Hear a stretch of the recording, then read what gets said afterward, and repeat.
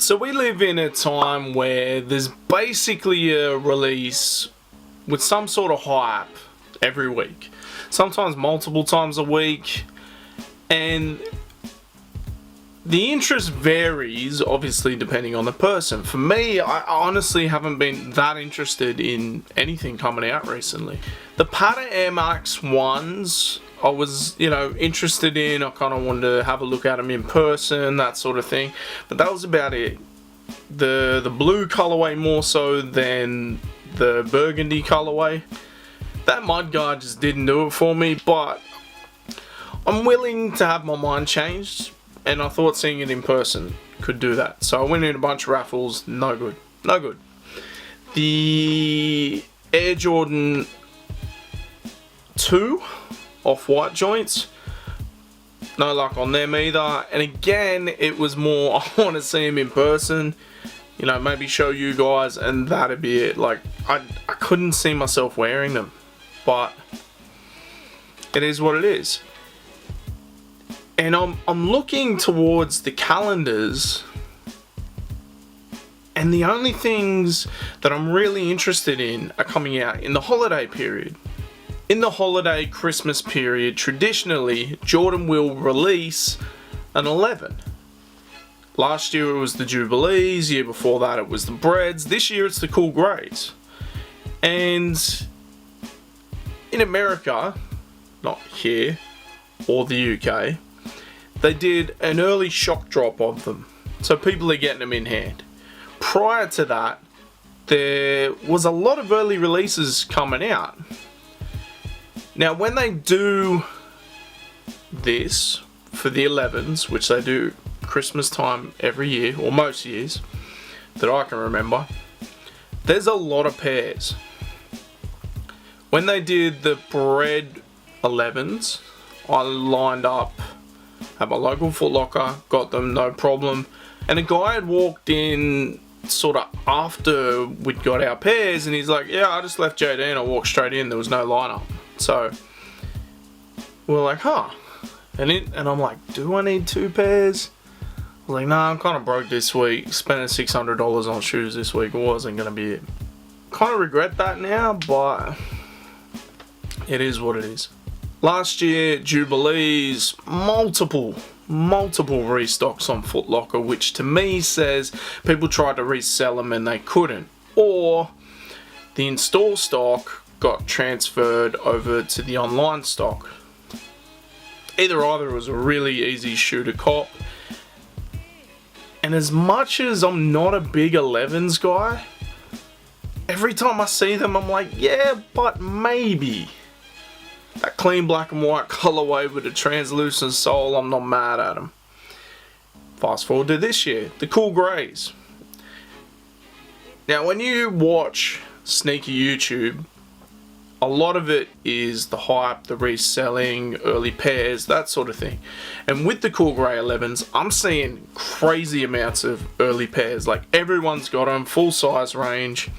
And that was like months before, weeks before, whatever. To be able to have that many early pairs says to me, again, there's going to be a lot available. Now I won't lie, because there are a lot available, even the price on StockX for an early pair is pretty cheap. Consider it's still above retail, and I don't like paying above retail, but I did consider it because it would be cool to, get it in, show you guys early and do all that type of stuff. But like, yeah, nah. And the reason that is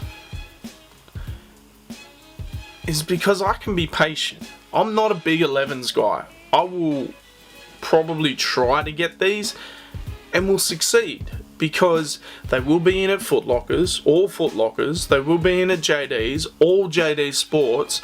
They will be on Nike. I would assume that Supply, Laced, all those type of places will have them as well. It will be a very wide release. And because of that, it'll be easy to get. I've heard something like 1 million pairs are made. 1 million pairs have been made. That could be, a pretty ridiculous thing. But I do know at this time of year, the 11 that they release, they produce a lot. What comes into Australia isn't as much as what comes into America, but for the population, it's a lot. It should be an easy cop, and especially if the COVID stuff isn't that much of an issue where people are double vaxxed or whatever, we can line up and go in store. This should be an all-store release, so if you want it, hold tight, don't go early. The other one that has interested me is the Dunklo EMB 95 year or 75th, I don't know, the NBA anniversary dunks. Specifically the Chicago one.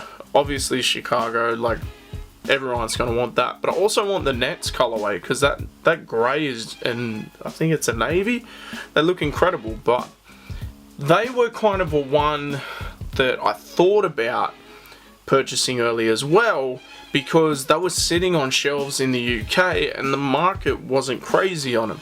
I even thought about hitting up my man Aiden from the UK and being like, hey, what can you do? Because he was saying they were sitting on shelves in JD. So to me, they'll also be a GR release, and I know those have been held back till January. So relax, wait, and stay patient. And you've also got the bread pattern leather Air Jordan 1s. Now, I don't think these will be as crazy as people are thinking. Yes, they're bread, but they're also patent leather. Patent leather doesn't sell as well as, say, a normal Jordan 1. There'll be a lot of stock, being that it's a holiday release, and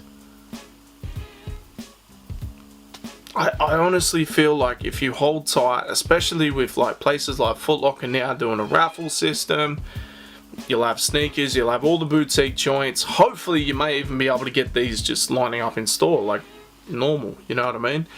But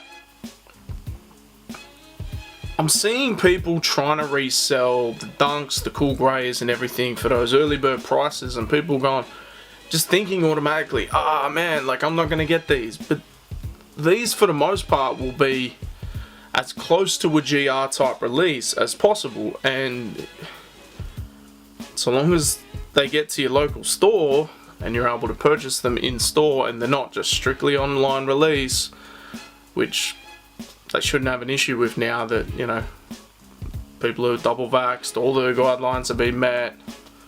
Just give us in-store releases, come on. The raffles are cool, don't get me wrong, and they work. But what do you guys think? Are you willing to pay that little bit more to get it early before anyone else and flex on the gram? Are you looking forward to either one of these three pairs? For me, like, the patent leather joints, I can probably leave them. The Cool Greys I'll attempt for, you know, see what they're like. I may return them, may give someone a retail assist. The Chicago Dunks and the Nets Dunks, I need them. I need them. They're doing raffles at the moment for the junior joints, for the Chicagos, but yeah, the adult versions aren't coming till January. They've been held back. The other one I'm interested in is the Jordan 3 camo joint. Now, I don't think there'll be any hype on these. There's no hype on 3s. They're very easily copped. But just the little nuances with the patch on the back with the Jordan and then the Jumpman on the other one, and just, I don't know, I'm not really a camo guy, but I'm a big 3s guy and I need to see those.